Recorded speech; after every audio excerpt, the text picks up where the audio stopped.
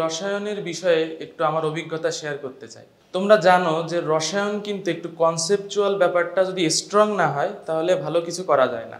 কারণ আমার ব্যক্তিগতভাবে মনে হয় রসায়নের যে সিকিউগুলো আসে ওগুলো খুব যে কঠিন তা না, কিন্তু যদি কনসেপ্টটা ভালোভাবে ক্লিয়ার হয় তাহলে কিন্তু এই সবগুলোর অ্যান্সার তোমরা দিতে পারবে। বিশেষ করে মানে যেটা দুর্বলতা সবার, এবং আমারও একটু ছিল, অর্গানিক কেমিস্ট্রি মানে জৈব যৌগ। গুড লাক পেনের সফট অয়েল বেসড ইঙ্ক দেয় নিখুঁত লেখার আত্মবিশ্বাস।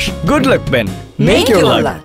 এইটার ক্ষেত্রে আমি বলবো শুধুমাত্র যে টপিক ওয়াইজ থেকে তোমার সিকিউগুলো আসে সেইগুলোই তোমরা কভার করবে। জাস্ট ইম্পর্টেন্ট যে সিকিউগুলো আছে সেইগুলোই তোমরা বারবার প্র্যাকটিস করে নিবে।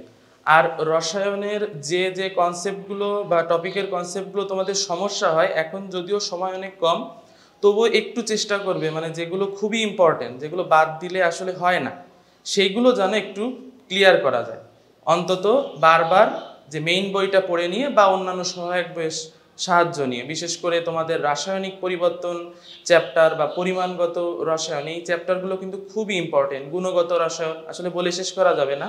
এইগুলোর কনসেপ্টগুলো কিন্তু মানে যেগুলো বারবার আসে বোর্ডে, ভালো করে শেষ করা লাগবে এবং পরিষ্কার লেখা লাগবে, তাহলেই কিন্তু রসায়নে একটা ভালো রেজাল্ট করা যাবে।